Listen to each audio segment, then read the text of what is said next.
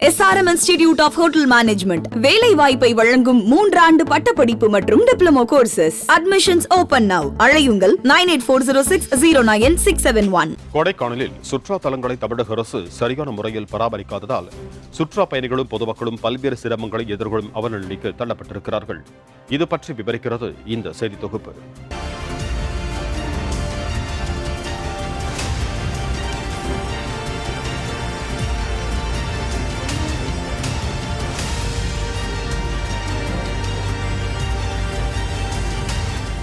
தென்னிந்தியாவின் சுவிட்சர்லாந்து என அழைக்கப்படும் கொடைக்கானலுக்கு வெளி மாவட்டங்கள், வெளி மாநிலங்களிலிருந்து பல லட்சம் சுற்றுலா பயணிகள் வருவது வழக்கம்.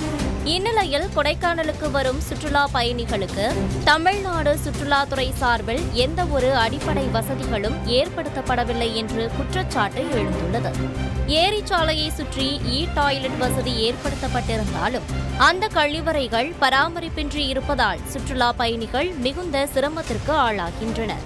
ஏரிச்சாலையை சுற்றி 5 டாய்லெட் இருக்குது. அதாவது காயின் கொடுத்தா பொதுமக்கள் சுற்றுலா பயணிகள் வந்து டாய்லெட்டை யூஸ் பண்ணுவாங்க அப்படிங்கிற மாதிரி இருக்குது. ஆனால் 5 டாய்லெட்டுமே பயன்படுத்த இயலாத சூழலில் தான் இருக்குது இப்போ தற்போதைய நிலை வரையிலும். அதுக்கடுத்து பார்த்திங்கன்னா ஏரியோட படகு குழாம் சுற்றுலாத்துறைக்கு சம்மந்தப்பட்டதற்கு அந்த படகு குழாமோட தரப்பகுதி வந்து தண்ணீரில் மூழ்கி இருக்குது. அதில் தான் சுற்றுலா பயணிகள் லைஃப் ஜாக்கெட்டை போட்டு ஆபத்தான முறையில் படகு சவாரி செய்கிறாங்க.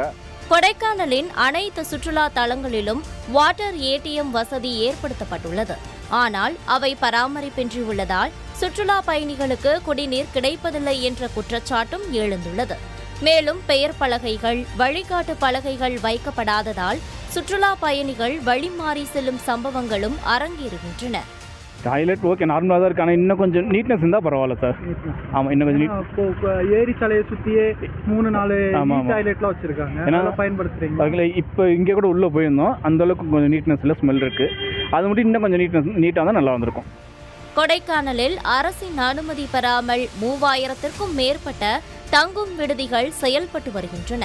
தமிழ்நாடு சுற்றுலாத்துறைக்கு சொந்தமான படகு இல்லத்தில் இருவர் செல்லும் படகில் பலர் பயணிப்பதால் எப்போது வேண்டுமானாலும் ஆபத்து நேரிடலாம் என்ற சூழ்நிலை காணப்படுகிறது.